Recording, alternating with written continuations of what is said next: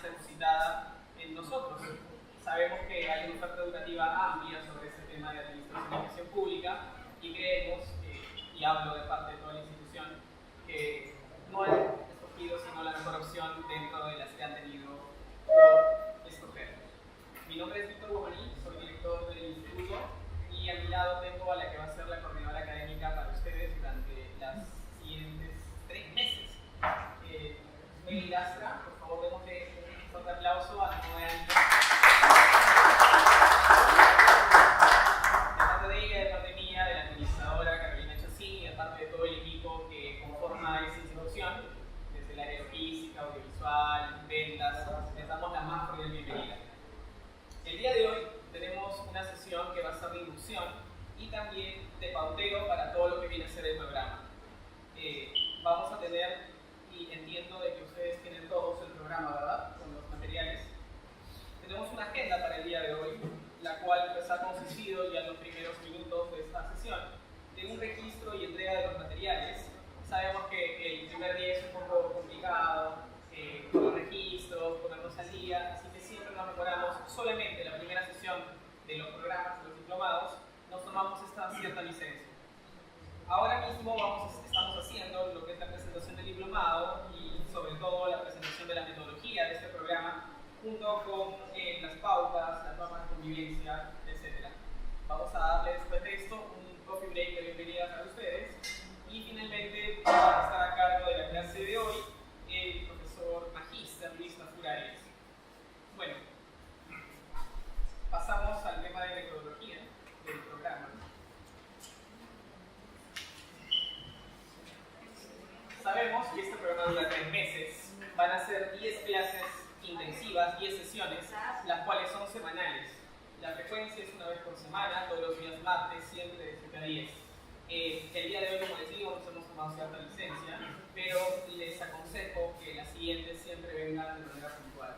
Tratamos de iniciar siempre puntual y lo que sucede es que a veces, por llegar unos minutos tarde, no entramos en sintonía con el programa. Si bien es cierto, los primeros minutos todos los docentes tienen como mandato imperativo hacer una introducción de un pauteo de todo el programa que van a desarrollar en las 3 horas, sí es importante de que estemos desde el inicio, ¿no?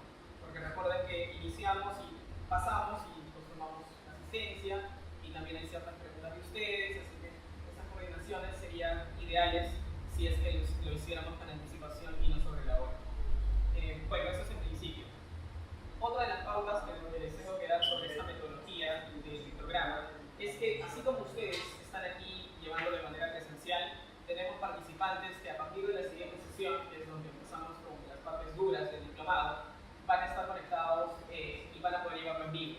De hecho, esta facilidad también se lo damos a ustedes. La idea es que ustedes no la utilicen porque van a estar aquí presentes. Sin embargo, sí les comentamos que tanto para ustedes como también para los estudiantes de la modalidad virtual, van a poder llevarlo en vivo desde la comunidad de su hogar. Hay participantes que tenemos ahora mismo en Huancayo, me parece, y incluso una parte de la selva, que están conectados, o sea, que van a estar conectados y van a poder ver la clase en vivo a partir de la siguiente sesión. Lo que sí vamos a hacer, además de esa transmisión en vivo, es hacer la captura de esas transmisiones, es decir, estamos filmando también la clase. Estas clases filmadas las vamos a colocar en el aula virtual. Esta aula virtual es un material que tenemos nosotros, una herramienta que el instituto posee, para que mediante esta ustedes puedan no solamente acceder a los materiales que ustedes tienen ahí en físico y poder descargarlos de manera virtual, sino también a materiales que el docente menciona en clase y que lamentablemente por el volumen, normatividad, lecturas, extractos de libros, no se van a poder darles a ustedes de manera impresa. Eso se va a colgar en el aula virtual y de hecho vamos a siempre darle seguimiento para que esa aula virtual esté con bastante contenido y ustedes puedan ampliar los contenidos de clase con ese recurso adicional que le damos mediante el aula virtual. Entonces, según eso, ustedes tendrían en el aula virtual la sesión filmada de la clase que han llevado, van a tener los materiales principales del docente y también van a tener materiales adicionales que puedan reforzar esta clase que ustedes han sumado. Además, es importante que ustedes tengan el acceso con mucha prontitud para el aula virtual, que va a ser un acceso, por cierto, personalizado. Cada uno de ustedes va a tener un usuario y contraseña que va a manejar solamente de manera personal. ¿Por qué es eso? Porque también allí evaluaciones. Y con esto paso al siguiente punto, la metodología de evaluación. Nosotros tenemos dos exámenes, el examen parcial, que está entre la quinta y la sexta semana, y el examen final, que viene a ser ya entre la 11ª y la 12ª semana. Tienen exactamente una semana entera para poder resolver los exámenes, tanto parciales como finales, pero van a tener cierto límite de tiempo. Estimamos hacer en las pruebas 1 hora por cada evaluación. Los contenidos en específico, la metodología en específico de evaluación, se las vamos a dar de manera oportuna. Sin embargo, les voy diciendo, les voy comentando para que no se asusten, que no es ánimo del instituto poder reprobarlo, y tampoco es ánimo del instituto darles el examen completamente resuelto, para nada. Seguimos usualmente dos tipos de guías. La primera guía es lo que le decimos al docente, que evalúe de forma objetiva y que el nivel de dificultad no sea muy sencillo ni muy fácil, ni muy difícil, sea un nivel intermedio. Eso es el principio. Y en segundo lugar, los contenidos que van a ser evaluados han tenido y van a tener que ser desarrollados en clase. De ningún modo les vamos a tomar preguntas que sean muy rebuscadas o que estén en la PPT número 20 del docente al pie de página. No, el examen no va a ser memorístico, no va a ser, digamos, súper detallado, va a ser lo que el docente considera y el instituto también, que es lo mínimo que ustedes tienen que conocer de cada uno de los módulos para poder decir que pues, han llevado satisfactoriamente un diplomado en gestión pública. Entonces, bien. Una consulta, el examen es el mismo independientemente de la modalidad virtual. Así es. De hecho es el mismo porque como tienen los dos, van a compartir las dos modalidades, los mismos materiales, solo que el virtual va a estar en su casa y ustedes van a estar aquí. Todo lo demás es igual. Nosotros tenemos, de hecho, podemos saber cuándo ustedes se van a demorar en el examen, si van a hacer un intento, 2 intentos o 3 intentos, y por la hora también vamos a poder saber, como ya nos ha sucedido, que hay 3 o 4 personas que tienen el examen igualito, que han comenzado a la misma hora, que han terminado a la misma hora, han acertado en lo mismo y han fallado en lo mismo. Y lo peor es que a veces hay preguntas para, digamos, responder un poquito, 2 o 3 líneas y también es lo mismo, con las mismas faltas ortográficas. Pero creemos que eso no va a suceder ahora, así que confiamos bastante en ustedes. Igual podemos saber, así que no se preocupen por ello. Lo otro que es importante comentarles es básicamente ya de parte de ustedes.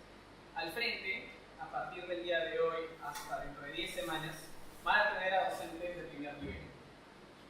Algunos de ustedes, según el registro que hemos evaluado con la coordinadora, tienen experiencia en el sector público, pero algunos de ustedes no.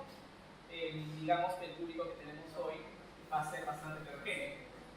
Así que, tanto como si tienen experiencia en el sector público, como si no lo tienen, y creo que más si es que lo tienen, deberían aprovechar a los docentes porque son especialistas en su materia.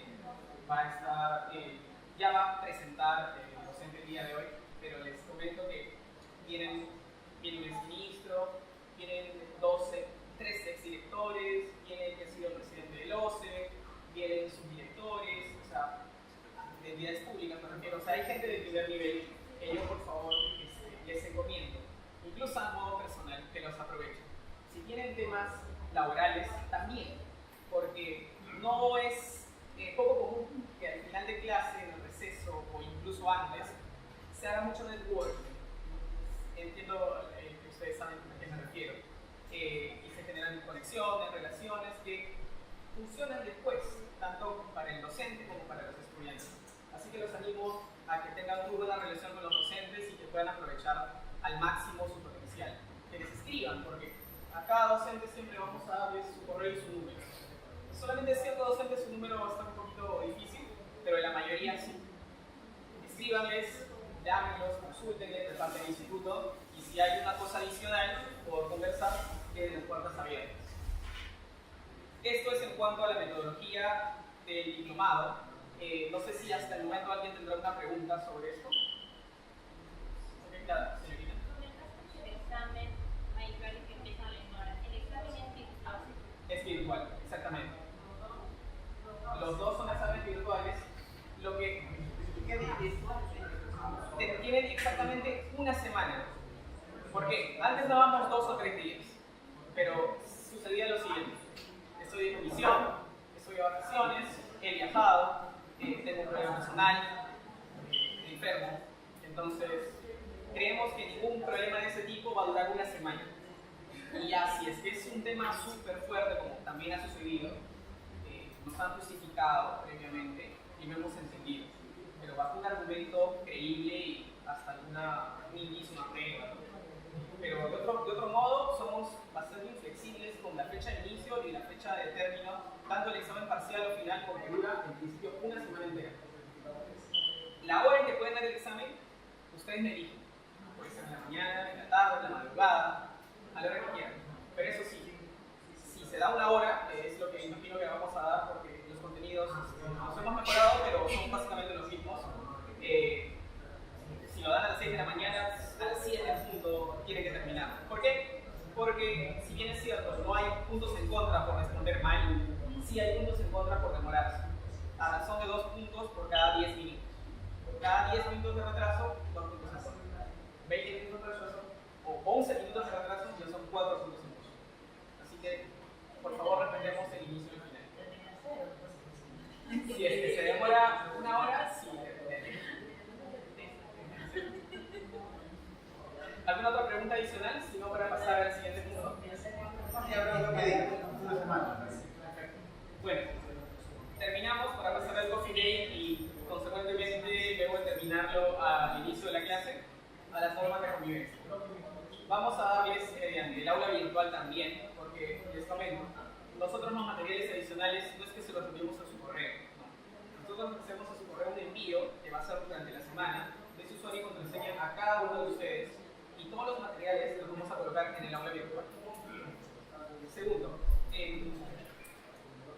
esto, como les digo, va a ser durante la semana y lo vamos a colocar aquí. Y una de las cosas que vamos a colocar en el aula virtual son estas normas de convivencia. Pero básicamente son dos puntuales sobre el tema de la puntualidad y las faltas.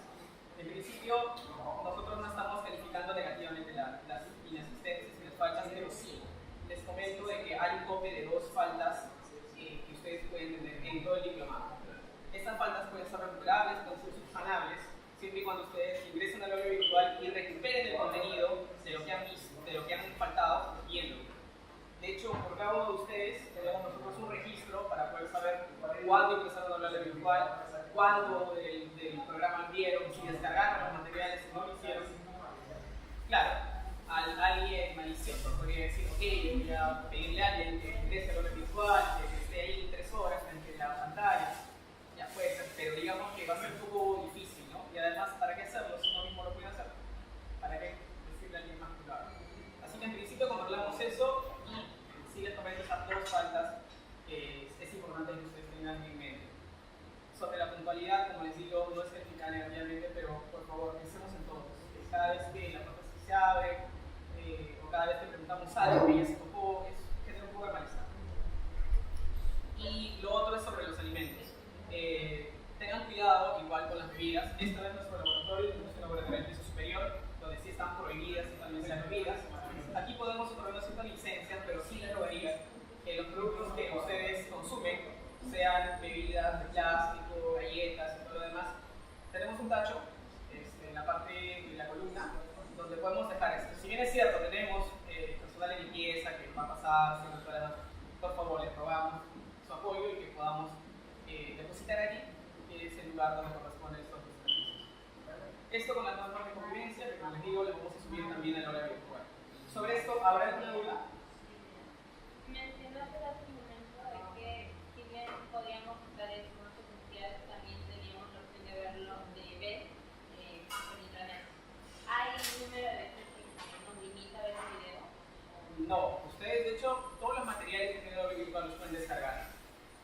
No tenemos, digamos, un formato. ¿Por qué? Porque los videos en principio lo alojamos en una cuenta institucional de YouTube que tenemos nosotros, de la cual ustedes no van a poder tener acceso si no tienen el usuario y contraseña. Lo van a buscar en YouTube, no lo van a encontrar. ¿Por qué? Porque eso solamente está para ustedes. Pero, al tener acceso a ustedes, sí van a poder descargar esos videos.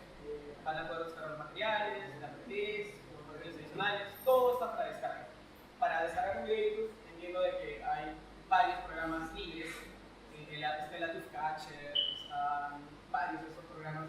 Y si tuvieran alguna duda o quisieran que nosotros mandemos los materiales directamente, pueden coordinar con Mail para poder hacerlo. ¿Por qué? Porque cada material de cada clase más o menos está pesando, ¿cuánto está?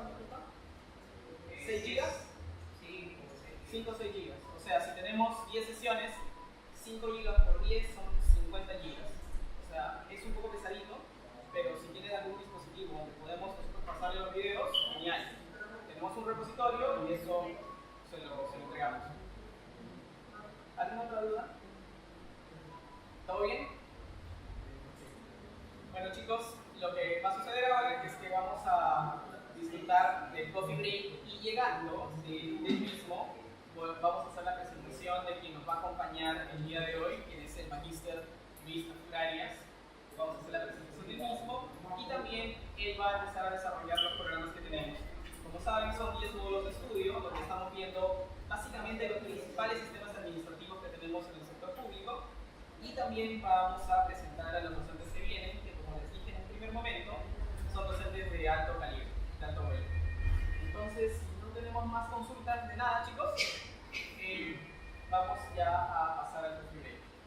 Y en unos minutos nos ponemos en un horario.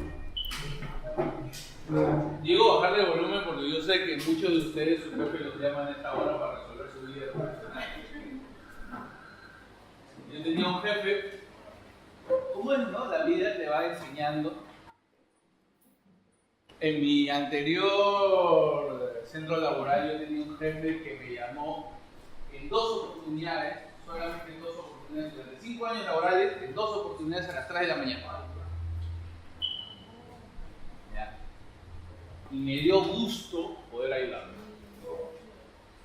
Me dio bastante gusto, una satisfacción personal y profesional poder ayudarle a las 3 de la mañana, porque se supone que un jefe no te llama a las 3 de la mañana para saludarte y decirte que estás durmiendo. Y ahora, lamentablemente, tengo, menos mal mi Photoshop no se la vista, tengo una jefatura que no da la gana de contestarme. Y yo me imagino que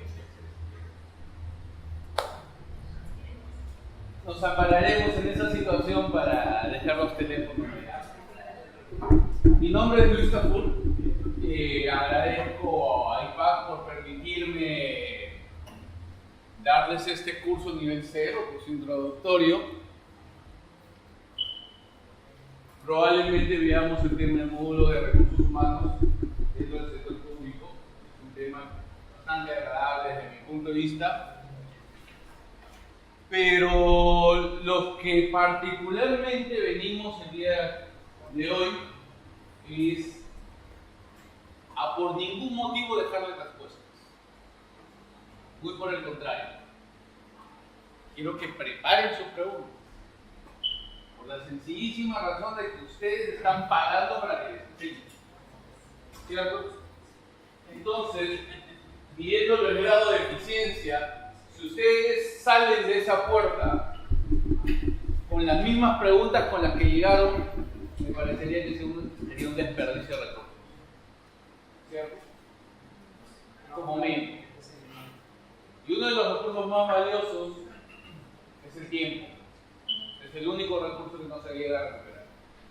Así es que, señores, yo los conmino, les pido, les imploro que gestionen su tiempo.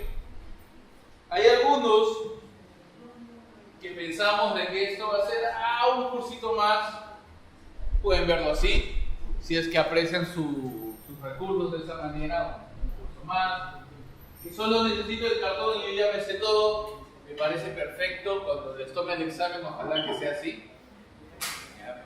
Por si acaso, yo dejo un balotario 100 preguntas, pregúntenle a los doctores, y ellos escogen 5 al azar. Ojalá puedan contestar. Pero siempre he sido una persona que trata de gestionar de la mejor manera sus recursos, para no decir que soy tacaño, ¿no? Y entonces lo que intento decirles es que la mejor manera para que ustedes aprendan en estos cursos es que vengan con preguntas preparadas. Por ejemplo, entiendo yo, según el sílabus que me han pasado, que el primer tópico es modernización. Entonces yo les preguntaría, como un completo neófito en el tema, ¿qué significa modernizar la gestión pública en el Perú?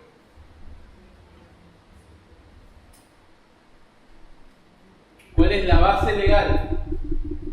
¿Cuánto tiempo venimos modernizando la gestión pública? ¿Hemos logrado algún objetivo? ¿Hemos logrado siquiera alguno de los indicadores? Piensen en sus respectivos centros laborales. ¿Cuánto realmente aplica? ¿Cuánto realmente se ha hecho respecto al tema de modernización? Me pidieron que no desarrollara la clase de modernización, así que no lo voy a hacer, pero sí deberían entender que al menos el Perú se mueve actualmente en 3 modelos de gestión pública. La primera debe ser bastante familiar para ustedes. ¿Han visto esta figurita antes? Un organigrama, ¿cierto? Pero como todo modelo, hay una filosofía detrás de ello. ¿Qué significa esto?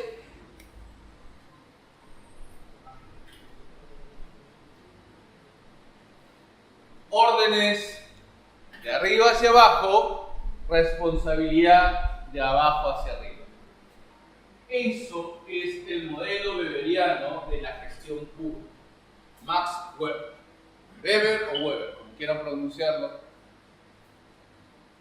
Es el que dijo que el gestor público, el servidor público, debería ser un burócrata. Es decir, una persona con poder de decisión. Eso es lo que realmente significa burócrata. Ahora, que le hayamos dado una acepción negativa, eso es otra cosa. Y durante muchos años nos hemos movido, e inclusive en la actualidad nos seguimos moviendo con este modelo. Sin embargo, hay algunas entidades que ya han empezado a ver este modelo. Ustedes deben haberlo visto por ahí. ¿Qué es esto? También tienen un módulo ahí.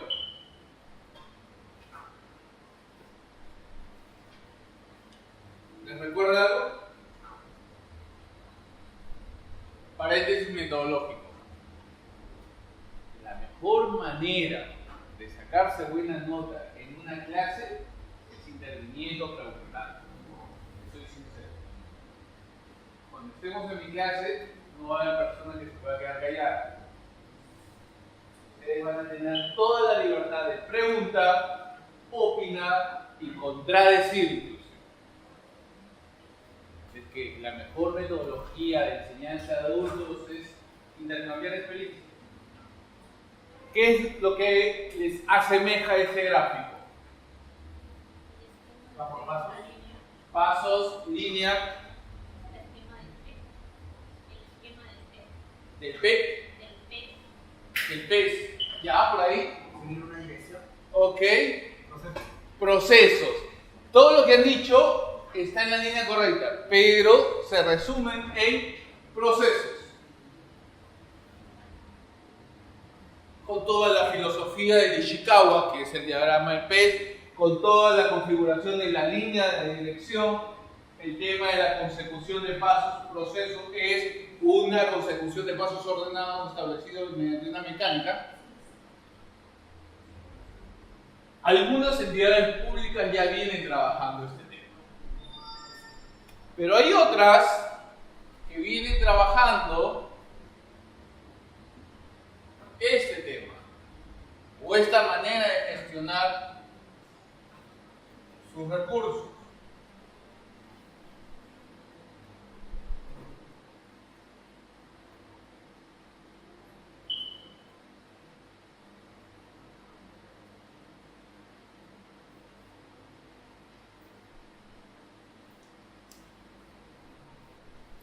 Ah, por si acaso, eso es una diana y una flecha que siguen el blanco.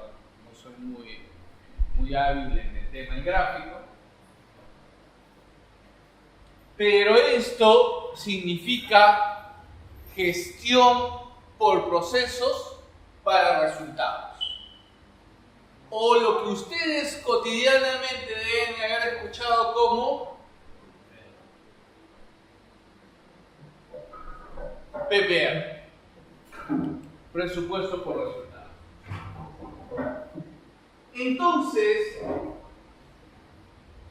cuando ustedes vean la próxima clase el tema de modernización, se van a dar cuenta de que estamos haciendo varios esfuerzos al mismo tiempo.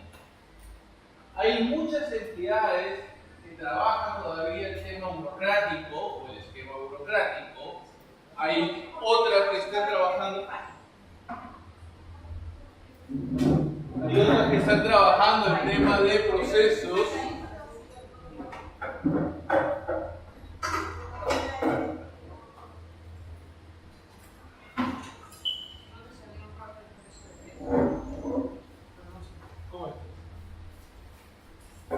Y hay otras menos que están trabajando el tema de gestión por resultados. Es más, les diré que no necesariamente estos esquemas de gestión pública se dan a nivel de entidades. Dentro de la propia organización de las entidades conviven esos tres diferentes esquemas. Entonces, para que puedan salir mejor nutridos de conocimiento, les recomiendo una cosa. Vean cómo se está trabajando en su oficina. Identifiquen qué modelo se está siguiendo. Si solamente uno de ellos o más de uno. Cómo están conviviendo las cosas. Y es más, y esto no necesito que lo respondan, pero que sí lo tomen en cuenta. ¿Cuántas veces han evaluado su propia gestión? Ustedes. Y no hablo del POI, del PEI y de todo lo demás, sino realmente a partir de metas establecidas, ¿cuánto ustedes han logrado? ¿Y cuán real son esas metas? Si hacer 100 informes en el año va a ayudar al ciudadano. Si sacar 20 oficios realmente va a ayudar a la persona que ustedes le están sirviendo. Eso es el tema de modernización. Enfocar los esfuerzos a generar un concepto que ustedes deberían explorar. Valor puro. Valor puro.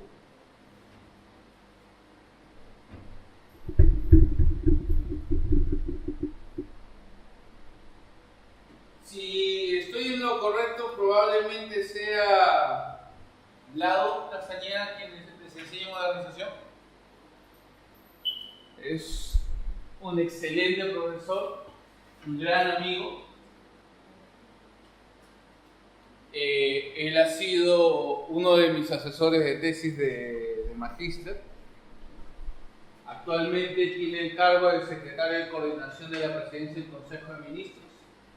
Un hombre que ha visto el tema de coordinación y resuelto problemas de coordinación de primera mano. Así que aprovechenlo hasta lo último. Pregúntenle, porque él va a saber responderles no solamente con teoría, sino con casuística.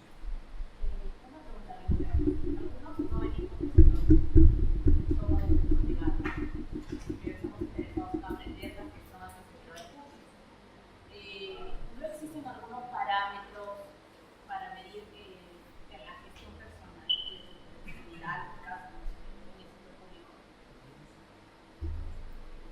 ¿Quién le gustaría contestar? A ver, ¿existe marco normativo para medir el desempeño dentro del sector público? ¿Desempeño de recursos humanos, recursos financieros? En general, porque en el sector privado te suelen evaluar cada año si cumpliste las metas o no. Existen diversos indicadores de acuerdo a tu función. Excelente. Puedes hacerlo mediante balas scorecard, teoría del prisma y todo lo demás. Pregunta, ¿en el sector público existe un marco normativo para hacer eso?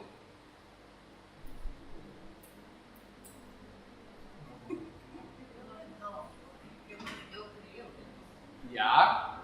Pregunta, ¿qué es el PCEM? ¿Qué es el PCEM?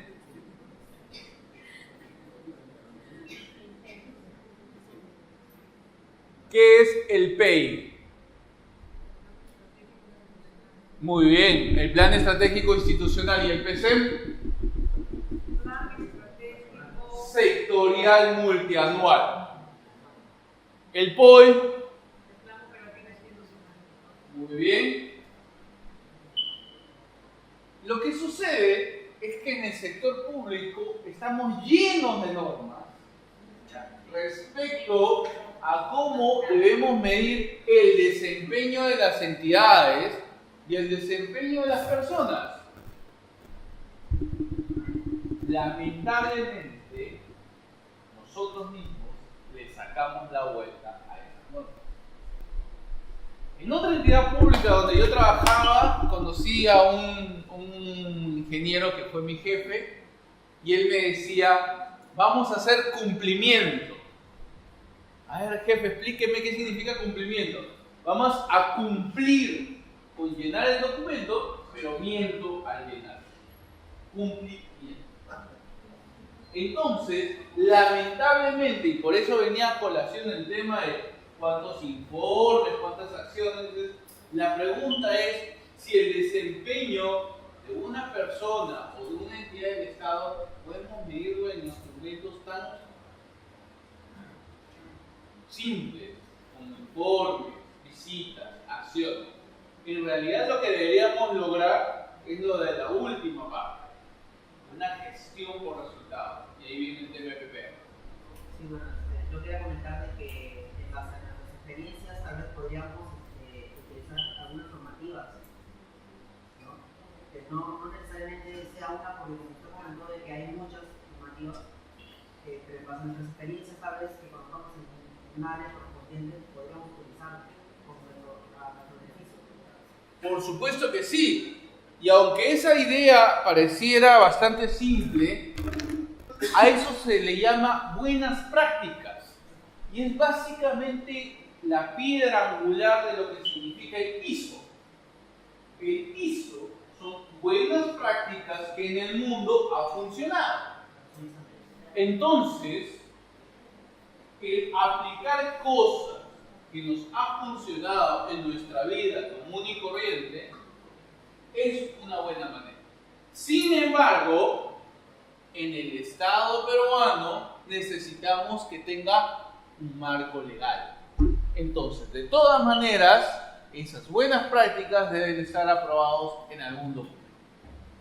Entonces, para terminar de responder tu pregunta, ¿hay un marco normativo? Hay varios. Se aplica, lamentablemente, muy pocas veces de manera efectiva.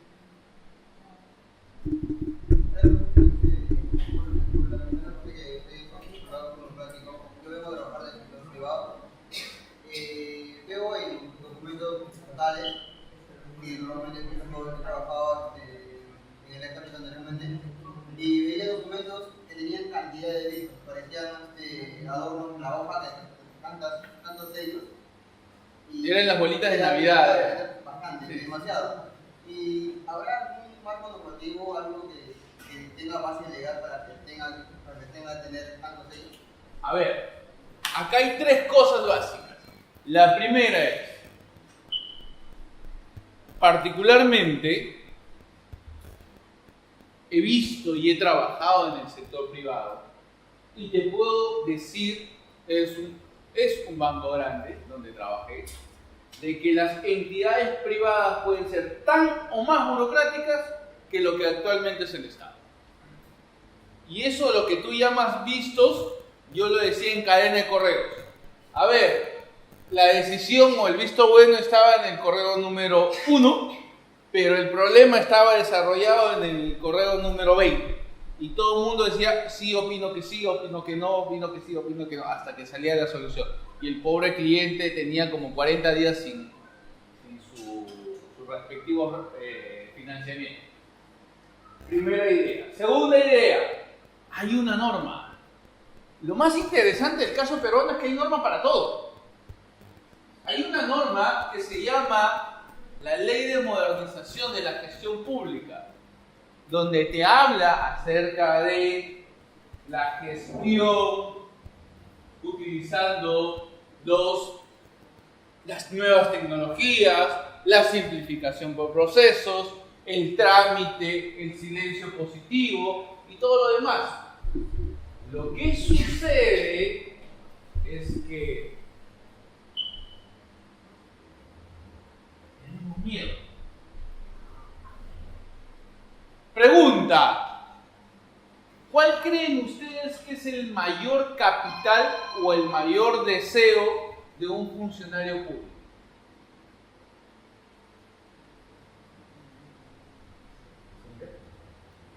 ¿Ascender?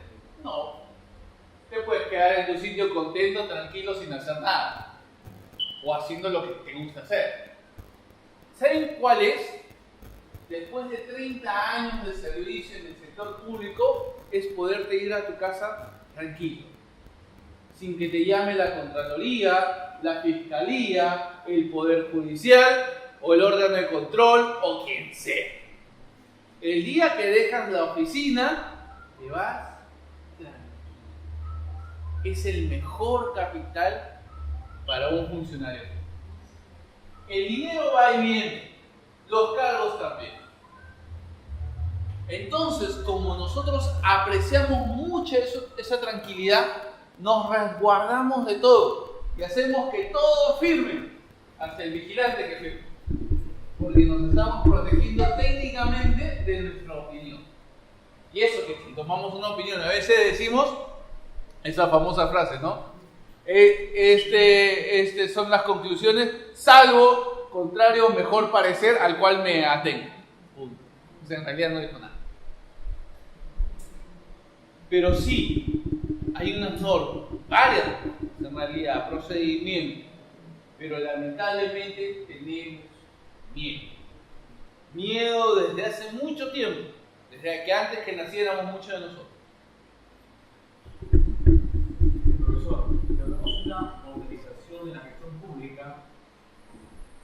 El concepto que usted está mencionando en este momento sobre los sellos del caballero que está con los sellos, creo que estamos en una etapa de que tenemos que modernizar la gestión pública, ¿correcto?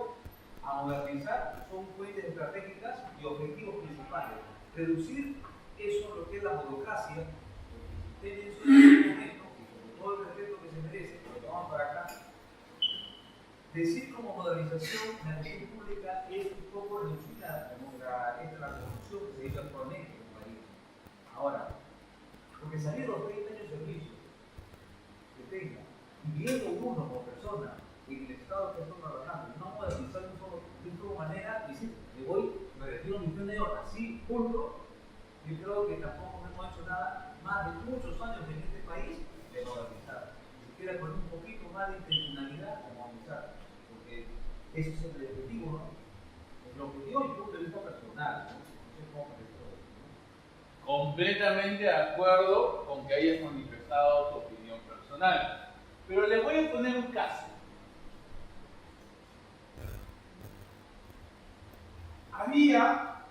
Habíase caído un puente. Entonces la norma modernizada lo que te pedía es que lo repongas. El mismo puente, con el mismo material, con las mismas dimensiones y con las mismas características. Y ese puente funcionó. lo pusieron en poco tiempo, o lo repusieron en poco tiempo, e hicieron exactamente lo mismo. El mismo tipo de grosor de las columnas, los cables, el trazado, todo lo demás. ¿Eso puede ser modernización? Sí. Lamentablemente el puente, ¿cómo es? No se desplomó, Sí, aunque usted no lo crea, ese puente con la antigua norma lo pusieron a toque, no demoraron ni 30 días en reponerlo. Lamentablemente se desplomó.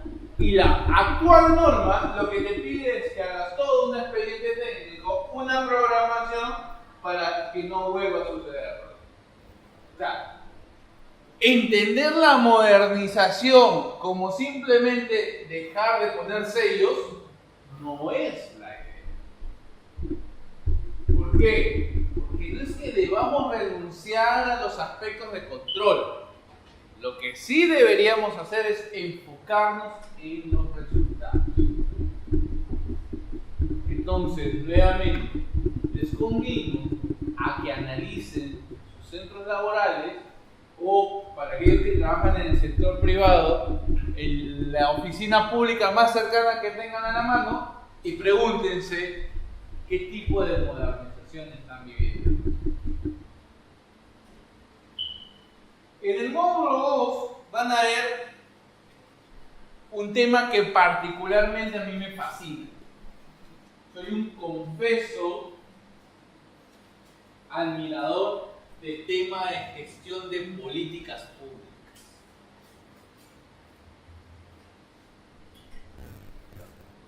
Y justo voy a traer a colación, estaba conversando con el personal de la institución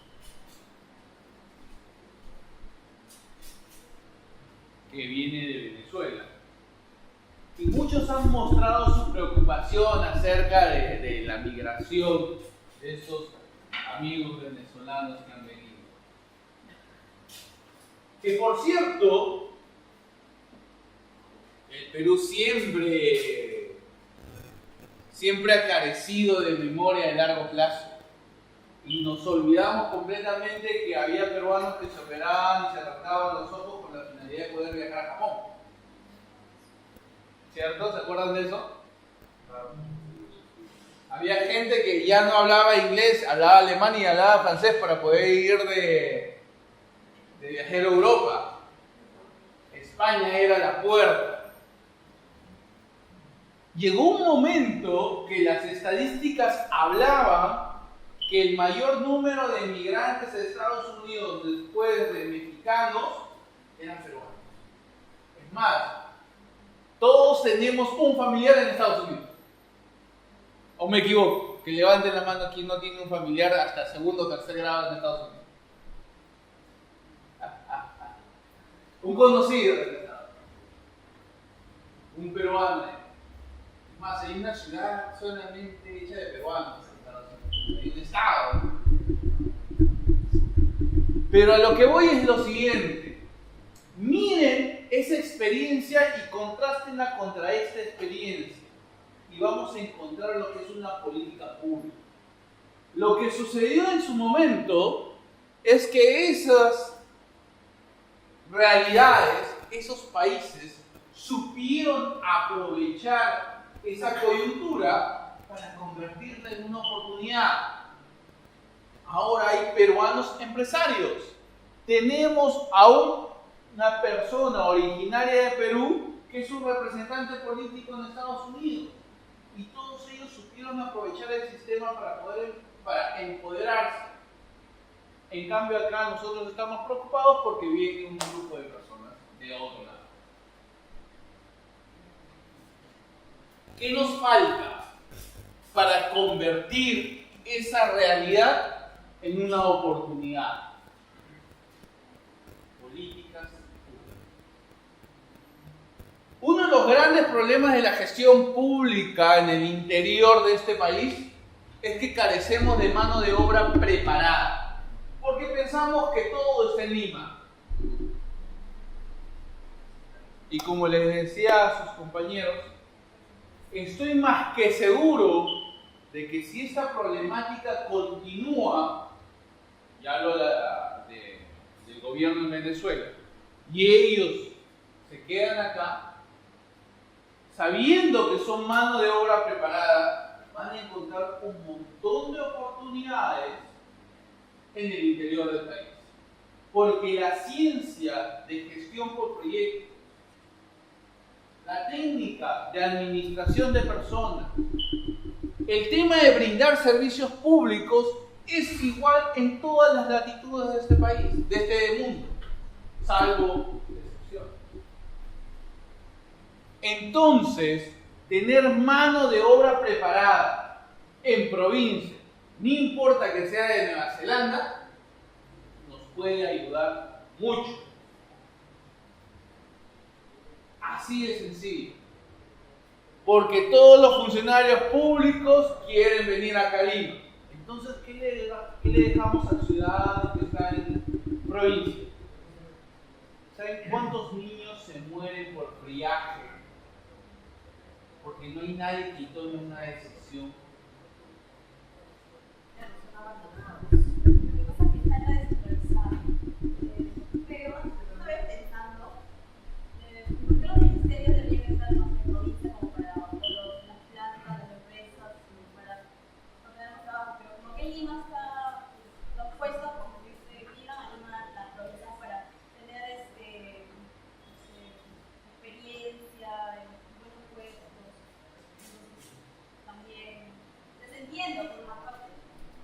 Totalmente cierto, eso es algo que retroalimenta el problema, completamente de acuerdo. Pero hasta que el gobierno no tome la decisión de mandar al Congreso a Ucayali y el Poder Judicial a Tacna, no vamos a poder lograr un cambio.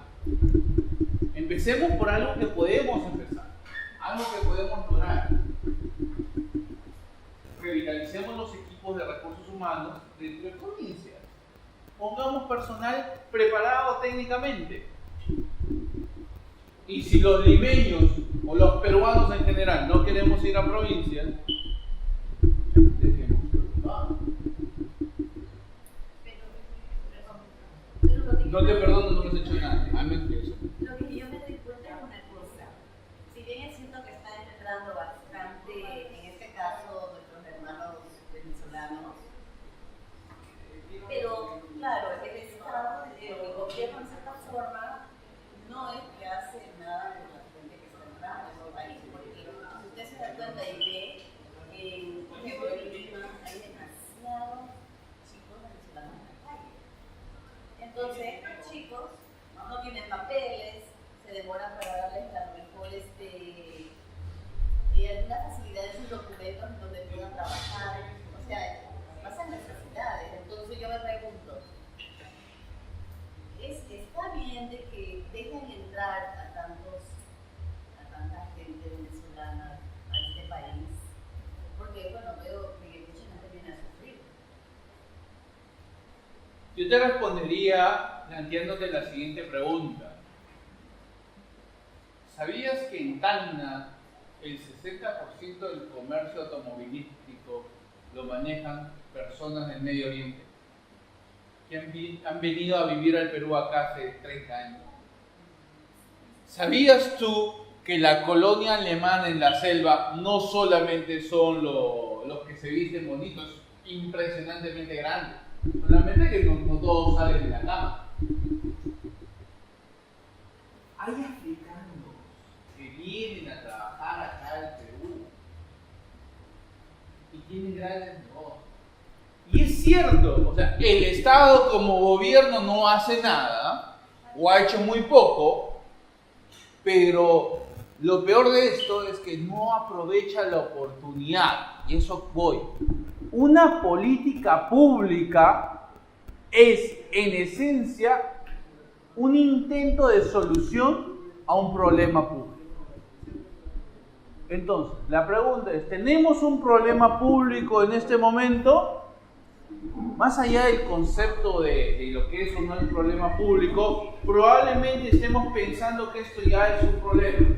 Pregunta, ¿existe una solución que nos permita aprovechar esto y podamos salir mejor parados?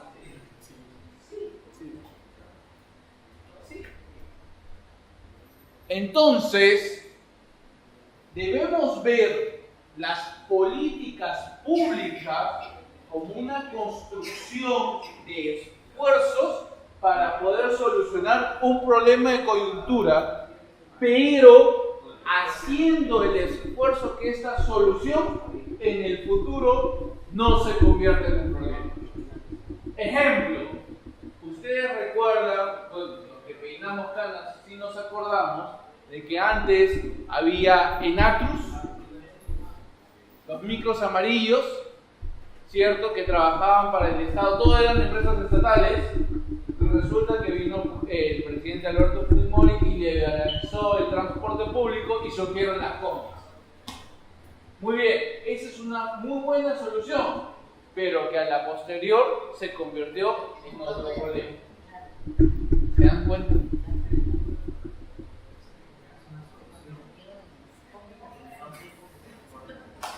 Entonces, desde nuestros propios espacios, porque el dimensionamiento de una política pública es bastante grande, dentro de nuestros propios espacios debemos construir iniciativas que nos permita solucionar los problemas.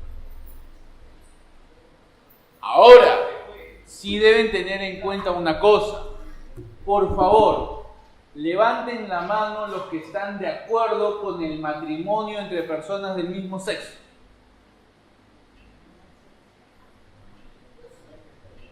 Levanten por favor 1, 2, 3, 4. 5, gracias. ¿Debo entender que los demás no están de acuerdo? Tenemos un problema público respecto al tema de legalidad de los bienes entre parejas que han vivido durante bastante tiempo juntos, ¿ya?, y que no tienen manera legal de decir esta persona debe dar esto porque es mi cónyuge. No tienen siquiera la posibilidad de cobrar la pensión de viudez, porque simplemente el Estado peruano no reconoce ese tipo de matrimonio. ¿Es un problema público? Sí, hay alternativas, es correcto, pero no al mismo nivel que lo encontrarías en una pareja normal. Entonces, con lo cual, y gracias por la pregunta, no solamente encuentras un problema legal, sino un problema de igualdad de derechos. ¿Cómo? No algo típico, es tremendamente típico, es tremendamente común. En este mundo el tema de la privación de derechos es muy fuerte. Pero a lo que voy es lo siguiente. Si en este pequeño salón no nos hemos puesto de acuerdo, imagínense tratar de hacer una política pública con 35 millones de peruanos. Yo vivo en Magdalena y el año pasado disfruté de un espectáculo impresionante. Una semana salía el movimiento pro matrimonio igualitario y a la semana siguiente salían los colegios católicos y evangélicos diciendo pro vida. Y cada semana se alternaba y me cerraban toda la avenida Brasil y nadie caminaba por ahí. O sea, imagínense tratar de ponernos de acuerdo en eso. Si en este salón no nos hemos puesto de acuerdo, ¿cómo nos pondremos de acuerdo en un tema entre 35 millones de personas? Y esa decisión es política pública. Y la palabra fundamental para política pública es decisión.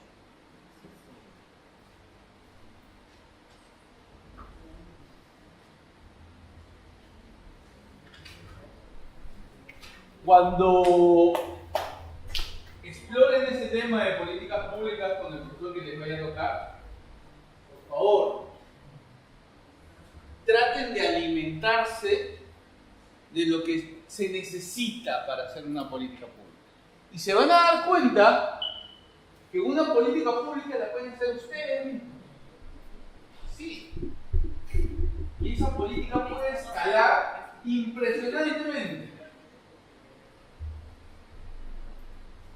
Solamente tienen que convencer a la persona que toma decisiones. Depende del nivel. Depende del nivel de política pública. Otro tópico es cómo se ordena el Estado peruano para funcionar. A ver, ustedes entran a su casa, ¿saben dónde está su cocina? ¿Saben dónde está su cuarto? ¿Sí? ¿Saben dónde está la lavandería? Ya tienen un esquema ordenado de cómo funciona su casa, ¿cierto? Muy bien, el Estado es algo similar. Necesitamos un tipo de ordenamiento para saber cómo vamos a funcionar. Y eso son los sistemas administrativos. 11 sistemas administrativos con los cuales nos movemos, reconocidos en la Ley Orgánica del Poder Ejecutivo. No sé si su profesor lo tocará, pero deben saber diferenciar entre la lógica de un sistema administrativo y un sistema funcional.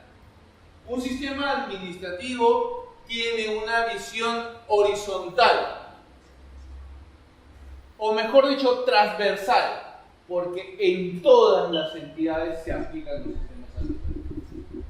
Por el cambio, los sistemas funcionales tienen una lógica vertical, es decir, se ve en un solo lado. Por ejemplo,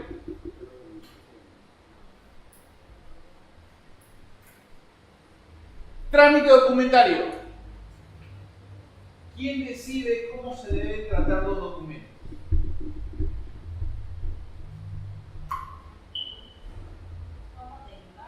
No, ¿cómo deben tratarse los documentos?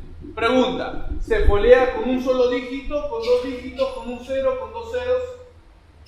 ¿Cuánto tiempo debe estar almacenado en el archivo dentro de la entidad? ¿Y cuánto tiempo se debe ir al gran archivo de la nación? Todo eso lo regula un sistema funcional. ¿Qué dice? El archivo central. ¿Por qué? Porque dictan las normas de cómo se deben manejar los documentos. Es cierto, es aplicable a todas las entidades, pero quien lo norma es una sola entidad.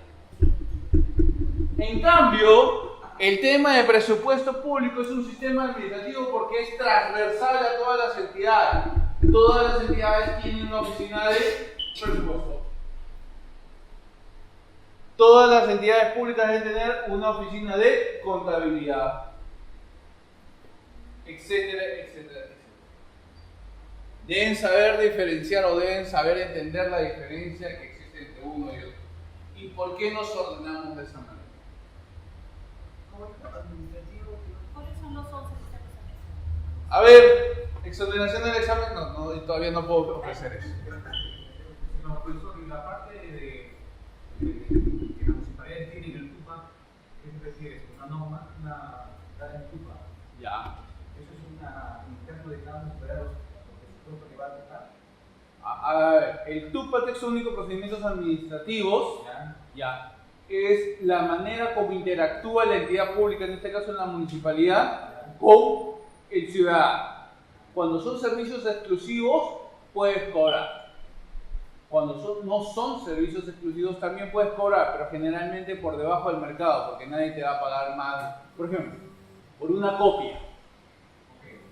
¿Ya? Una copia de un documento que todo el mundo tiene y tú quieres cobrar 5 soles por hoja. ¿Tú crees que la gente va a venir a pagarte 5 soles por hoja? No, porque todo el mundo tiene. En cambio, los procedimientos exclusivos o blindados de exclusividad, las licencias. Nadie te puede dar licencia más que la municipalidad. Y sí, está regulado con la modificación de la 27444. Exacto, la modificación o la actualización. Y 2, hay manuales para elaboración de TUPA, aprobado en el año 2006 por la PC. Un excelente manual que solamente fue colgado en la página web una vez. De ahí desapareció. ¿Alguien más quería preguntar algo? Perdón. ¿Cuáles son? Es una excelente pregunta para que se preparen para la clase.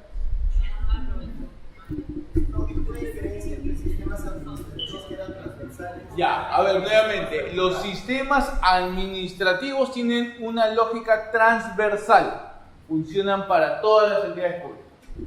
Los sistemas funcionales tienen una lógica vertical, funciona para el sector. Por ejemplo, el tema de defensa, el tema de interior, el tema de administración de bienes del Estado. Me hicieron una pregunta: ¿cómo se da de baja a una carpeta de un colegio? Eso es un sistema funcional.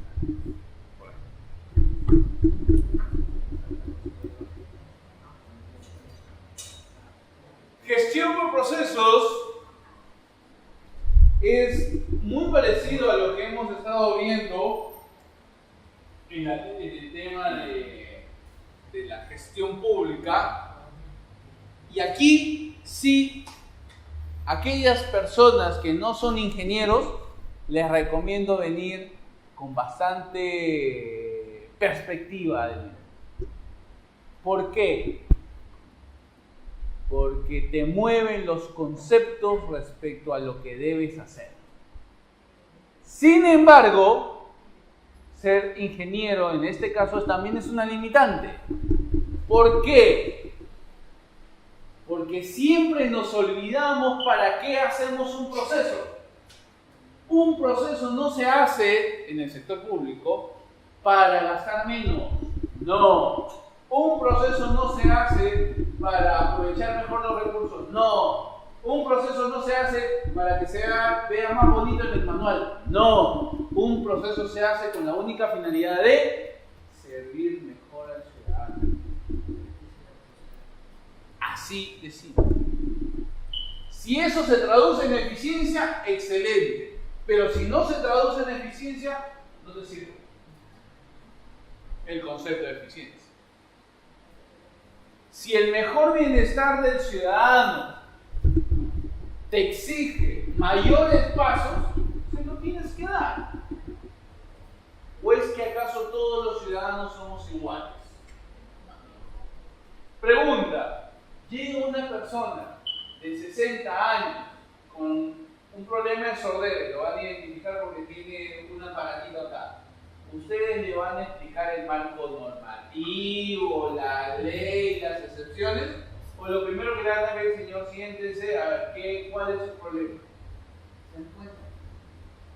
Para eso es la gestión por procesos. Para diseñar pasos consecutivos de tal manera que al lograr la finalidad es aprovechando las características de quien lo sirve. Es muy importante que lo entiendan. Es muy importante que lo entiendan de esa manera. Porque de lo contrario, lo único que van a hacer es llenar un manual de procesos sin ninguna finalidad pública.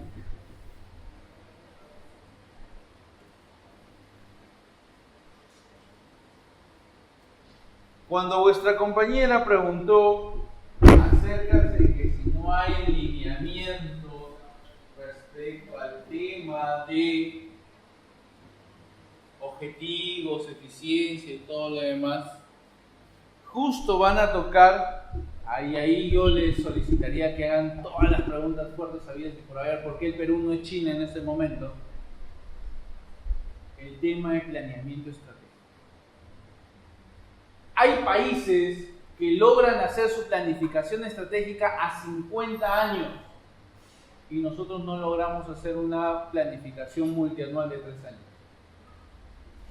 ¿Por qué? ¿Por qué necesitamos hacer modificaciones presupuestales en octubre? O peor aún, en diciembre, cuando sabemos que nadie va a gastar. ¿Por qué? ¿Por qué hacemos todo eso? Y lo seguimos haciendo. Y lo seguimos haciendo. Todo eso se llama planificación. El uso eficiente del recurso financiero, el uso eficiente del recurso humano, el uso eficiente de los bienes, todo eso es planificación estratégica. Y todo eso se mueve en el marco de ese plan.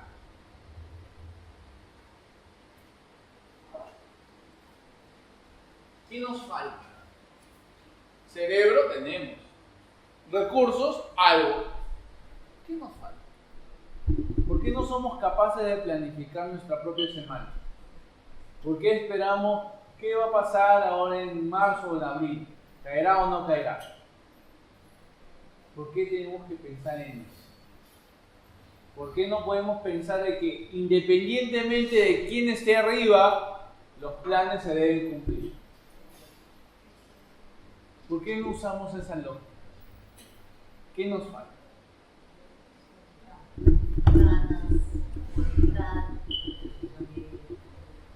¿Vale? ¿Decisión de uno o decisión de todos? De la política. De la política, no, de nosotros. Dense cuenta, y eso sí es un llamado a la conciencia que hago, dense cuenta que la persona que está allá arriba la pusieron ustedes. No la puso Dios, ¿eh? No le echen la culpa a quien sea, la pusieron ustedes. Así de simple. Al alcalde lo pusieron ustedes. Al funcionario público que está ahí en esa ventanilla y no los atiende bien, ustedes también lo han puesto. ¿Por qué? Porque como los ha tratado mal, lo único que han hecho es irse. No han hecho un reclamo, no se han quejado ni siquiera por Facebook. ¿Así? ¿Cuántas veces has hecho reclamo? Bueno, ese es bastante difícil, pero yo sí he visto el poder de las redes sociales sobre un tema de gestión pública, donde colgaron en Facebook el tema de maltrato de una persona, de un funcionario público, de un servidor, respecto a una persona ya mayor. Inmediatamente.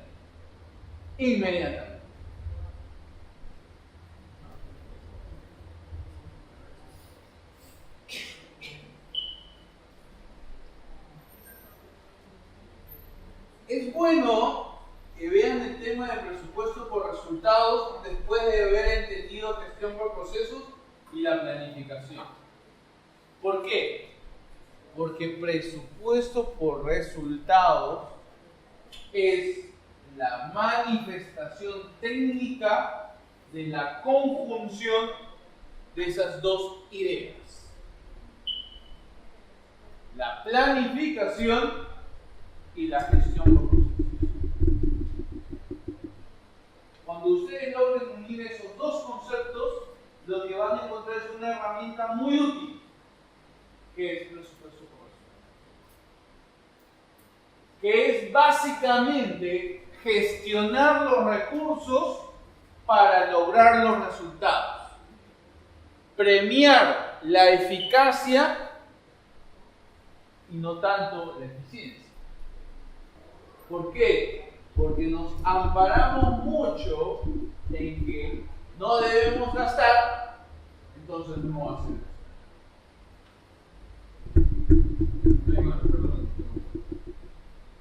Años anteriores hubo un alcalde de un pueblo donde el Estado le dio un presupuesto para que haga obras públicas, pero como no estaba preparado, el alcalde devolvió el dinero a las centrales.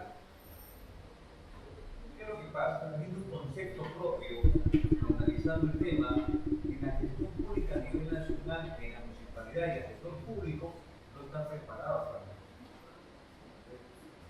eso. El decir personal cuando ingresa a un trabajo público tiene que tener un perfil siquiera, ¿no? Un diplomado, una maestría que se pública lo estamos utilizando acá para poder siquiera enseñar, no solamente uno, normalmente todos. Porque si uno comienza a manejar el carrito de la inercia de subir la gestión pública a superarse y el resto no te apoya, no tiene conocimiento, es un fracaso. Entonces, lo que se debe, bueno, con las normas, los decretos, urgencia, dar una estrategia de política pública, pero a a una velocidad rápida para que toda gestión pública se supere. Porque cada año, o cada periodo gubernamental, el periodo democrático en nuestro país, un gobierno, es un desastre. Y nosotros votamos por ello. Realmente. Parte de persona al pueblo. O conciencia moral o cívica. Yo creo que eso nos falta bastante, ¿no? Y bastante también, ¿qué cosa nos vocación de servicio. Por lo tanto, es importante. ¿Ustedes saben cómo empiezan a solucionar el tema? Ahora en las futuras elecciones municipales, vayan donde los candidatos que se están presentando a su respectivo distrito y digan, por favor explícame tu plan de trabajo. Claro, porque la gente vota por votar, pero en realidad no sabe, digamos, ni siquiera conocen a las personas que se están postulando. No votan por el mismo, total, ya fue alcalde. Pero para esta ocasión eso ya no vale. Pero si hay hijos de alcaldes que se están presentando, simpáticos ya se vuelve medio una dinastía, medio dinástico. Pero hay varias ideas en lo que nuestro compañero ha soltado y sí, hay razones para pensar en que yo no diría nos falta, yo diría no hacemos. El sentido común es el menos común de los sentidos, pero preguntar ¿qué quieres hacer siendo alcalde? Es una pregunta muy sencilla, con una respuesta muy compleja. La pregunta es, o la cuestión es, ¿cuántos de nosotros hemos preguntado eso a nuestros candidatos? ¿Por quién votamos para el Congreso? ¿Por una voleibolista que fue campeona? ¿O por una señorita que muestra las nalgas? ¿O por un señor que habla mucho? Y ni siquiera nos hemos dignado a ver los planes de gobierno. En la última estadística que sacó la OMPE respecto a la lectura de planes de gobierno en su página web, no llegaron ni al 10% del total de la población votante. Menos del 10% de personas votantes leyeron el plan de gobierno.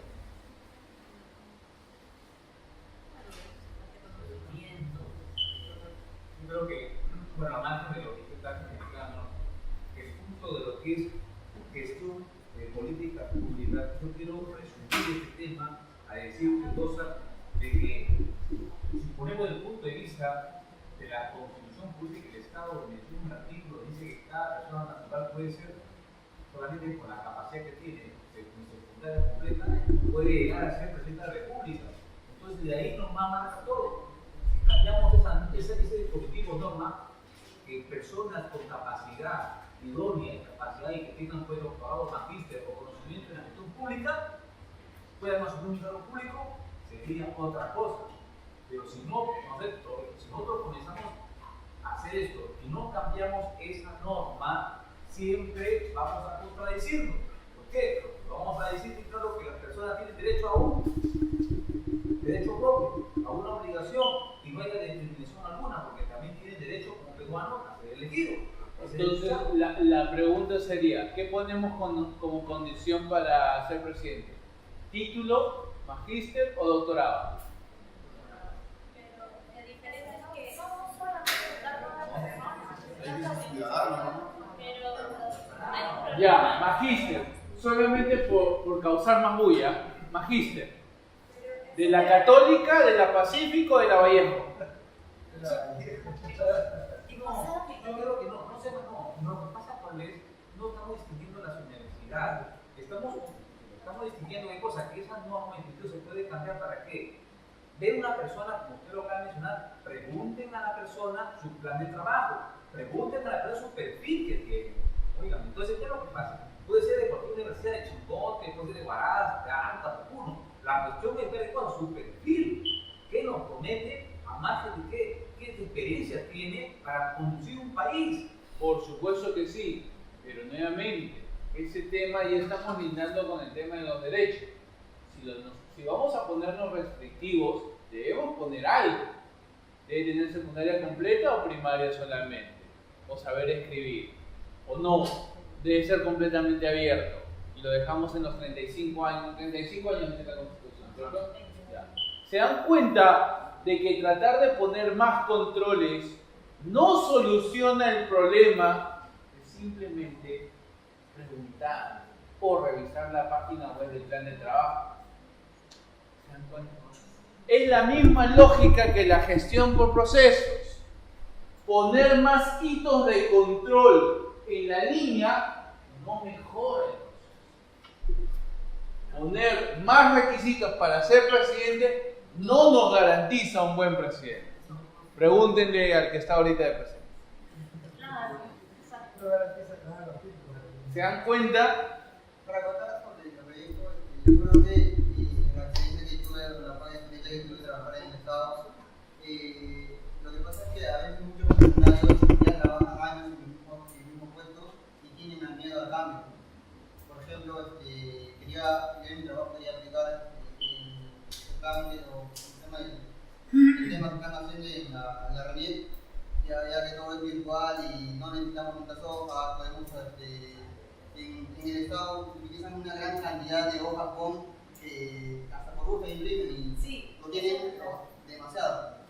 Entonces yo presenté como una propuesta al administrador de donde trabajaba y por un mes me dio el plazo para poder corregir todo, ¿no? Entonces todo el mundo donde trabajaba tenía electrónico, se puede firmar electrónicamente, se puede entregar documentos electrónicamente, se mandaban documentos por correo para poder revisar, porque todos tenían computadora, todos tenían celulares y para poder revisarlo. Y para poder firmar también mediante vía electrónica. De la cual el administrador ya trabaja a tiempo, ya trabaja 16 años y no quiso el tipo de no imprimir hojas, porque tenemos que tener algo en el archivo y tenemos que presentar tantas indicaciones o informes de las malas cosas que haya pasado y muchas cosas. Sin embargo, pudiendo tener informes en el sistema, pudiendo publicar para poder informarnos al objetivo, ¿no? Que es el público. La cual, entonces, se retiró el objetivo, se retiró el panel que puse para poder utilizar menos hojas. Yo creo que la conclusión que llego es que muchas personas que ya trabajan tiempo con la educación que ya han recibido muy anteriormente, que no tienen muchas computadoras como ahora con la tecnología, tienen miedo al cambio. Y el miedo al cambio se da en todos lados, ¿ah? Tanto privado como público. Pero aparte de ese miedo también existe el tema de la tranquilidad. Yo quiero tener un papelito puesto ahí guardado por si acaso que yo no me equivoqué, que fueron otros los que dijeron. Pero creo que con ese sistema, o con el sistema, no sé si la mayoría tienen que trabajan en el estado de DNI electrónico, se firma mediante electrónico, y ese electrónico, la clave del DNI es único, es personal, y no creo que haya una... Lo que sucede es que para una oficina de control un correo electrónico no es suficiente. Entonces, el propio sistema te mueve a que imprimas las cosas. Lamentablemente.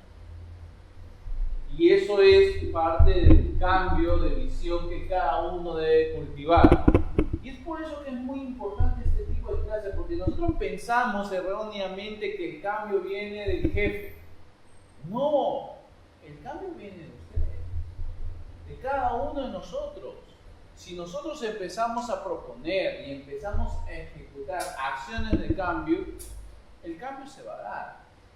Lamentablemente, como nosotros no iniciamos el cambio, la jefatura está mucho menos motivada para cambiar, porque las cosas están funcionando bien. Total. Si no está roto, ¿para qué repararlo?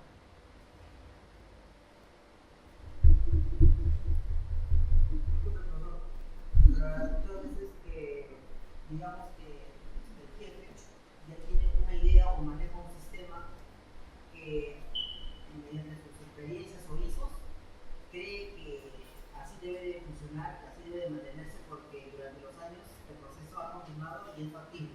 Pero uno cuando quiere proponer ideas o realizar el cambio,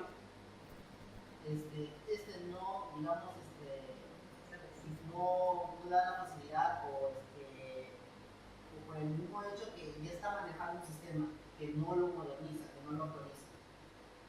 Entonces, me parece ahí que no en todo se aplica, porque ya, como les estoy indicando, que uno ya maneja un sistema, o digamos, un sistema cerrado, que no es posible realizar un cambio. O sea que si nosotros queremos realizar un cambio, ¿no?, desde adentro, como usted nos comenta, y no es factible una aceptación por la parte de arriba, nos quedamos sentados y frustrados. no sé. Intenta mejorar. Pero incluso, perdón, pero lo que pasa es que se realiza. Lo que pasa es que un público dice, claro, tiene que alinear al sistema supuestamente por no estar con el sistema. Dice, mucho haces, poco nomás, despacio. Eso limita, ¿ves? Pero que tus opciones, No, te vas a quedar ahí. Ah, claro. No te vas a quedar ahí. A ver, un ratito. Entiendo que quieren expresar sus opiniones, pero hagámoslo de forma sistemática y ordenada. Primero acá, después allá. Quiero comentar algo así. Yo entiendo, ¿no?, que a veces depende de eso, pero depende de uno, porque yo llegué a entrar a laborar al Estado cuando tenía 19 años, entonces como que era las saltamones, quería conquistar todo, quería aprender todo, ver lo que ellos hacían. Entonces comencé en realidad a mover a gente, o sea, capacitando. Me necesitaba, por ejemplo, yo dije, no, voy a poner planifiqué qué iba a hacer, porque tengo comenzado a otras regiones, y mi jefe me dijo, no tenemos presupuesto para que viajen, lo siento. Entonces yo me iba así toda cabizbaja y me tampoco me estuvo ahí. Entonces me hice necesaria el aspecto de regiones capacitar vía Skype, y ahí comenzamos, por vía Skype. Luego, pero es necesario que vengas para que nos ayudes con el tema de, no sé, ver más a fondo listas, no sé, una herramienta, ¿no?, del Estado. Entonces, así poco a poco, hasta que tú tienes que ir entrando de a poquitos, claro, porque para ellos el cambio brusco, la sombra, el presupuesto, el fin de cosas. O me quiere quitar mi chamba o mi cargo. Entonces, poco a poco, ¿no? Depende de nosotros también, hay que ser así, ¿no? Pero claro, que me dice no, y ya, pero hay que seguir siempre intentando, logros. No sé, yo decía, yo también trabajaba en la municipalidad y sí, pues hay mentes cerradas en las municipalidades y eso empieza desde el alcalde, ¿no? Entonces, si bien es cierto, hay mucha también burocracia y no sé, a veces no se es aceptado los cambios, como dice la señorita, ¿no? De a pocos pueden ir dando ideas. Y yo, por ejemplo, estuve trabajando ahí y, bueno, vi alternativas. Yo trabajé en el lado de licenciamiento para dar certificado de licenciamiento y, bueno, había mucho papeleo, demasiado para muchas decisiones en las cuales tenían que participar por varios lados. Y la propuesta que se dio, por ejemplo, para tratar de reducir muchos procesos que de por sí ya eran repetitivos, era de frente, solamente nos abarcábamos en la base legal y el área correspondiente. Ya no tendría que ir a muchas áreas. Y eso es lo que se propuso y lo que se implementó. Y lo que se implementó fue también un aplicativo en la municipalidad para poder dar ese licenciamiento de forma virtual, ¿no? O sea, que me refiero que el proceso de presentar tu expediente y no tener tanto papeleo lo puedas hacer de forma virtual. Y esa es la idea que nosotros se dio en su momento y bueno, se estuvo en proceso de aprobación, ¿no? Pero se debatió bastante. Entonces yo creo que por ahí también hasta la mente más cerrada puedes darle un poco de opción siempre y cuando tú te bases o sea, tengas normas o bases y sobre todo que tenga innovación en lo que vas a hacer, ¿no? Que va a utilizar el proceso sobre todo. ¿Alguien más quería opinar? Yo les dejo dos frases. Facundo Cabral dice lo siguiente: a los 20 años yo quería cambiar al mundo. A los 60 lo que quiero es que el mundo no me cambie. A los 20 años yo quería cambiar el mundo. A los 60 años lo que quiero es que el mundo no me cambie. Facundo Cabral. Cabral. Cantante, pintor, poeta, extraordinaria persona.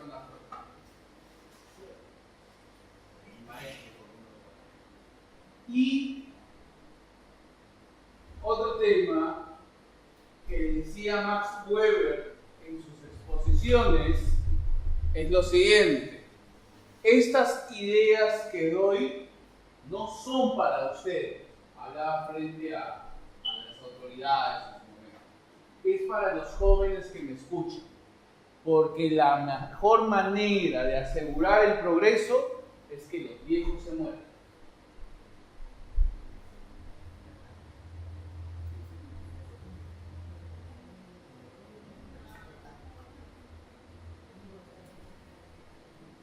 Pregunta muy sencilla. ¿Ustedes no han visto ninguna iniciativa de cambio dentro de sus entidades u oficinas? ¿O todo sigue igual como hace 20 años? Algo debe haber cambiado, ¿cierto? Y para que se dé ese cambio, ¿fue de la noche a la mañana o sucedió después de un tiempo? Sí, sí hay cambios, pero yo creo que todo viene de la visión de la persona ¿De arriba? de arriba. Entonces, ¿tú crees que solamente la persona de arriba es la que tiene las ideas? No, uno puede plantearlas, pero también es bueno ser escuchado y que se ponga en práctica y formar el equipo, ¿no? Entonces mi pregunta es, ¿dónde se originó la idea? ¿En el de arriba o en el mando medio? A veces se da en las dos partes, pero lo interesante acá es que todos nos pongamos de acuerdo y formamos un equipo para poder lograrlo, porque de lo contrario, si todos pensamos en igual. Entonces démonos cuenta que en la vida práctica el cambio, como dice Ratatouille, inicia con un momento. Cuando uno lo dice.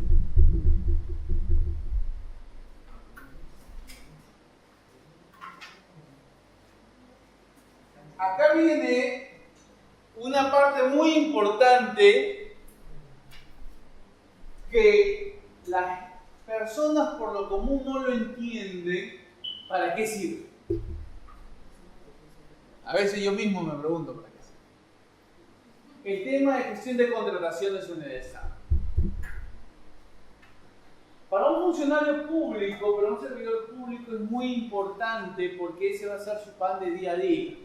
Las normas de cómo se hacen los procesos de contrataciones dentro del Estado te mueven respecto a tu consultoría, respecto a tus servicios, respecto a la compra de bienes y todo lo demás. ¿Y para qué le serviría a un privado? ¿Por qué debería estar un privado interesado en entender las normas de contrataciones en el sector público? ¿Perdón? ¡Lógico! ¿Cuál creen que es el comprador corporativo número 1 en este país? Entonces, si yo quiero una tajada de ese pastel, ¿a quién le debo vender? Listo. Si yo no entiendo la lógica de cómo el Estado contrata, la probabilidad que yo contrate con el Estado es bastante pequeña.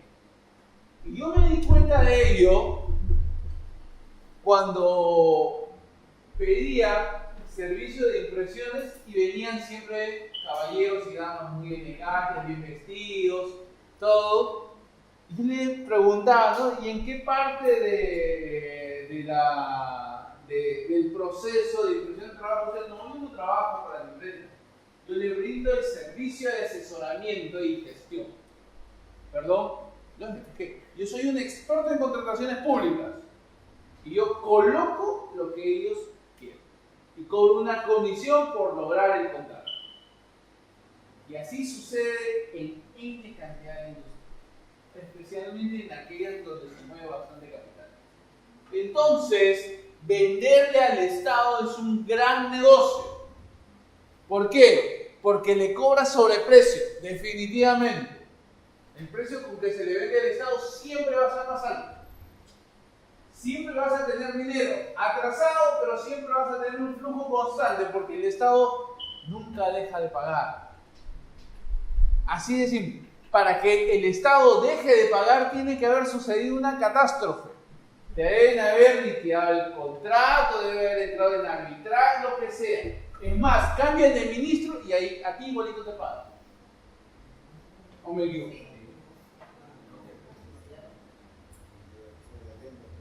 Atrasado tal vez, pero igualito te pagan. Entonces, a lo que voy es lo siguiente. Uno de los pocos procedimientos que sí funciona es la gestión de contratos. Entonces, para que ustedes sean buenos funcionarios públicos y se muevan dentro del marco de la norma, o si quieren ir al otro lado de la mesa, para que ustedes sepan sacarle provecho a ese comprador corporativo, necesariamente deben entender la lógica de lo que es el sistema de contratos. Sus excepciones y cómo deben hacer para que la pelea, si es que llegan al tema de resolución de diferencias, sea completamente beneficiosa para el lado de ustedes.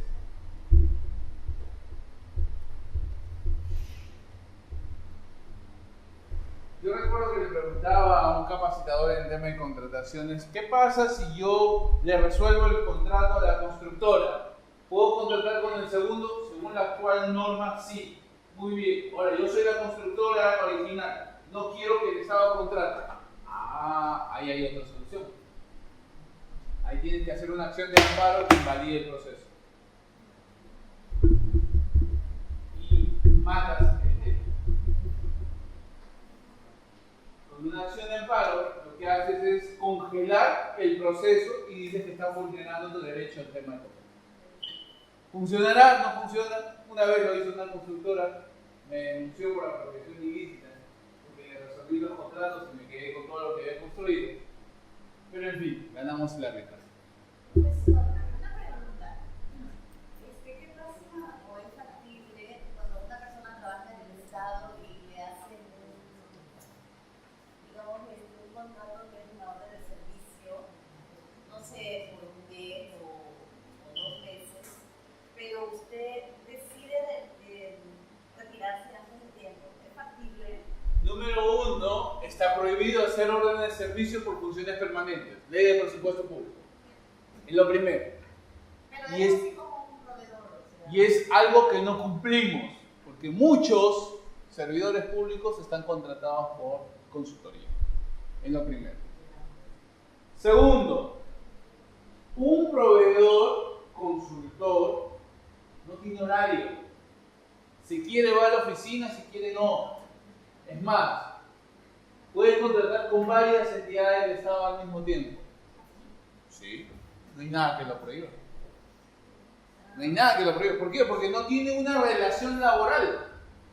Lo que tiene es una consultoría.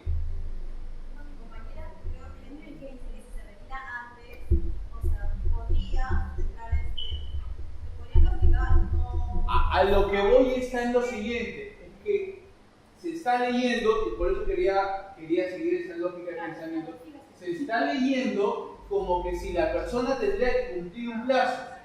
No, lo que tiene que cumplir es el entregable. Entonces, si yo pacto a 40 días y el día 10 entrego el producto, yo ya cumplí. ¿Me puedo retirar antes? Lógico. Si cumplo el día 39 o cumplo el día 10, yo ya cumplí mi entregable. Lo lamentable es que, como decía en la primera parte, entendemos que nosotros tenemos una orden de servicio y tenemos una relación permanente y debemos cumplir un horario. Pero sí se dan esos casos. Ah, lógico. Y como nuevamente les digo, el principal problema para el cumplimiento de las normas del Estado es el propio Estado. Exacto. Porque nosotros mismos nos sacamos la vuelta. Así es. Entonces, cuando ustedes vean el tema de contrataciones, no se manejen bajo la lógica de recursos humanos, manéjense bajo la lógica de contratación. El entregable es lo importante. Después viene un tema muy simpático, poco entendido, que es el Invierte P. Invierte Perú. ¿Por qué cambiamos el SNIP y pusimos el Invierte P? Esto probablemente lo desarrolle el profesor Anthony Moreno, excelente capacitador en este tema. Y lo que le deben preguntar es si funciona o no funciona el Invierte. En comparación al SNIP, ¿funciona o no funciona? Y ahí ustedes deben venir preparados. ¿Por qué? Porque deben saber qué significó el SNIP para el Perú, qué significa el Invierte P. Son dos sistemas, dos lógicas diferentes de lo que es la gestión de proyectos de inversión pública. Mientras que en el SNIP estábamos más habituados al tema de la ejecución del proyecto, en el Invierte P estamos más orientados a la programación de por qué hacemos. Lo que sucede que ese esfuerzo, que es muy bueno, exige tiempo. Y una de las cosas que no tenemos en este país es tiempo. Si no, pregúntale a la gente que todavía sigue viviendo en carpas en Piura. Vamos a programar su proyecto de puente. ¿Cuánto se ha ejecutado de la reconstrucción? Dense cuenta que manejamos dos lógicas diferentes. Yo no digo que esté mal, es más, hay cosas rescatables, pero la lógica con la que se mueve es diferente. Y es muy importante que ustedes la entiendan. ¿Por qué? Porque tal como decían hace unos instantes, a partir de estos módulos, ustedes se van a convertir en líderes de opinión respecto a estos temas, porque van a tener un grado de entendimiento algo superior frente a otros que no lo contienen. Entonces, si viene un candidato a alcalde y les promete que va a construir 20 colegios en un año, ¿por qué? ¿Mentira solamente porque es imposible? No, mentira porque estás violando la ley del Invierte P. Punto. Y te das cuenta que ese candidato no vale. Entonces, cuando tu hermano, tu hermana, tu primo te pregunte, oye, ¿por quién voto? No sé por qué quieras votar, Chonito, pero por ese no. Porque ese te está mintiendo.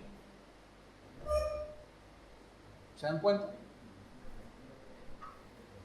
¿Se dan cuenta cuán sencillo es ver las cosas? Si tenemos la manera, las herramientas y los conocimientos para hacerlo.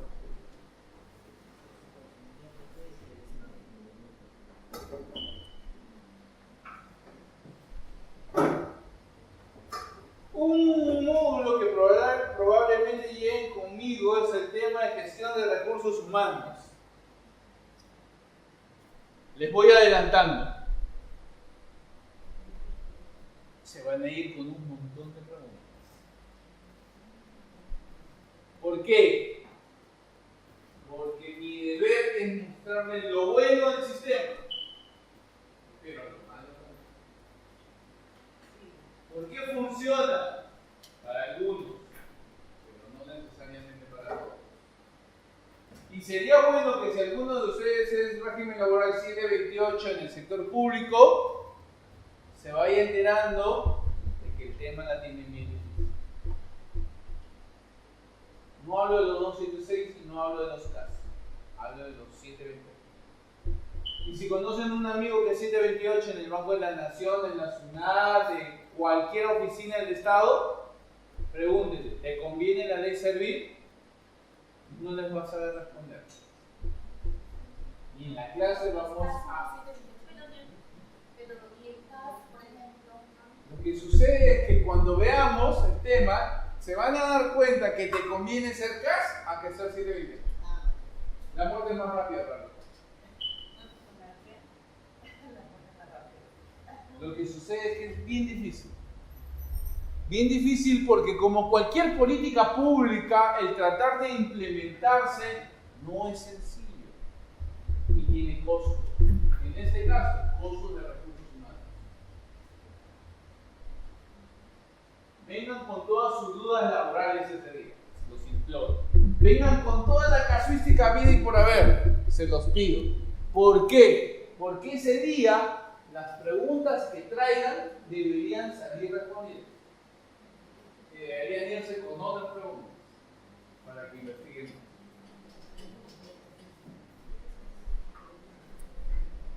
Por último, viene un tema muy importante, que es el tema de control gubernamental, responsabilidad del Estado, que básicamente, como les dije en un principio, el mayor capital para un funcionario público, para un servidor público, es la tranquilidad. El dinero va bien, los cargos también. El favor del jefe es efímero, pero nada más, nada mejor que tu tranquilidad al cerrar la puerta de su oficina y saber que no te va a llamar la Contraloría, ni la Fiscalía, ni el Poder Judicial, que tiene 10 años para llamarte. Después de 10 años de haber acabado tu gestión pública, te puede llamar.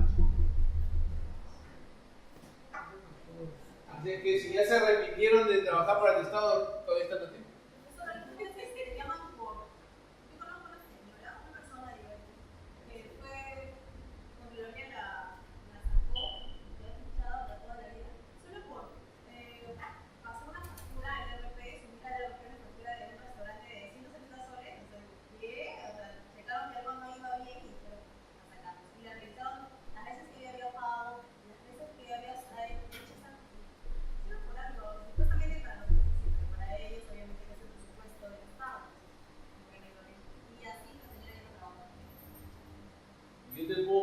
Varios casos de varias personas que tienen que invertir de su plata en contratar abogados para defenderse de algo que nunca hicieron.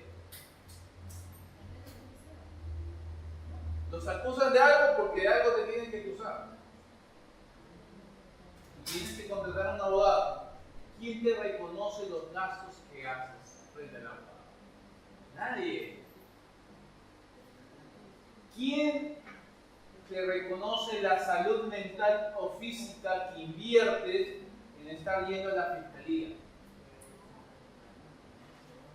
Ustedes saben lo que significa estar sentados 2 o 3 horas esperando en la oficina del fiscal para ver si te van a acusar o no. Es estresante, cuanto menos. Entonces, para aquellos que trabajan para el Estado, yo les sugiero que siempre se amparen en la norma a la hora de actuar. Después de 10 años de retiro, porque 10 años ya puede ser un Bueno, depende también, ¿ah? Preguntémosle a un expresidente algo gordito si después de 10 años todavía está tranquilo. Lo que sucede es que la norma te dice 10 años, pero ese es el juicio administrativo, procesal. El juicio político subsiste. Hay gente que todavía le hace juicio a Belaúnde por el tema de la página 11. Hay gente que todavía juzga a Piedra. Sí, completamente. A ver, les voy adelantando el módulo. ¿Cuántos regímenes laborales tiene el Estado? O para decirlo de otra manera, ¿de cuántas maneras puede el Estado contratar a una persona? ¿Cuál?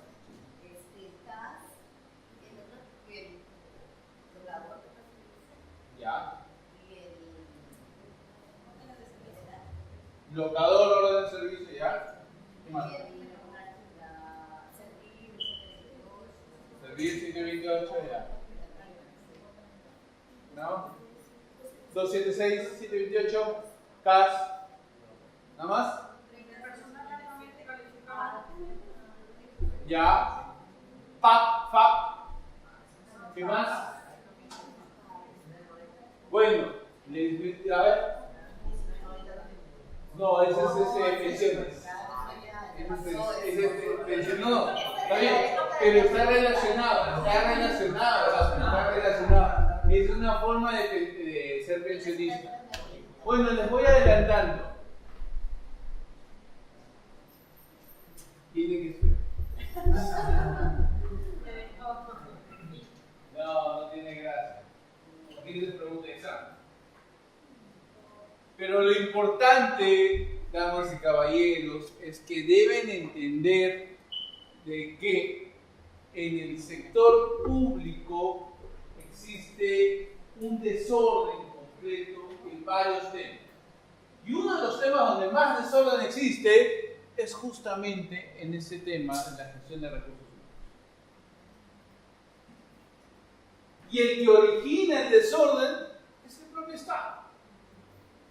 Yo recuerdo cuando me fui al distrito del Carmen en Chincha a hacer una clase justo de gestión pública, y el último módulo, un día sábado, fue recursos humanos. Y vino el jefe de recursos humanos de la alcaldía a pedirme por favor que les convenza a todo el mundo de que no vayan a hablar con el alcalde. Le digo, ¿por qué? Porque cuando alguien va a ir a hablar con el alcalde me pide a mí que los contrate. Y cuando los contrato, la única manera que tengo es mediante una orden de servicio. Entonces tengo a más de la mitad de la municipalidad con orden de servicio. Entonces, cuando hicimos el módulo de la práctica, llegaron a darse cuenta que la peor gestión de recursos humanos es la que se hace a través de una orden de servicio. Lo que deberían solicitar siempre es como mínimo un caso. Los casos a veces no hacen nada, están ahí y por eso contratamos un servicio para que nosotros lo hagamos, así decirlo, porque trabajamos más que los que están sentados ahí. Yo no tengo horario, pero hacemos cargas. Por lo que no hice este caso, por lo que no hice este no. Y la pregunta, ¿y la solución es utilizar ese sistema? Lo hacemos así para solucionar. Pero lamentablemente es una solución que a la larga nos trae problemas. Sí, o sea, la realidad supera espectacularmente las normas. Ya me están pidiendo que termine, que voy a terminar con lo siguiente.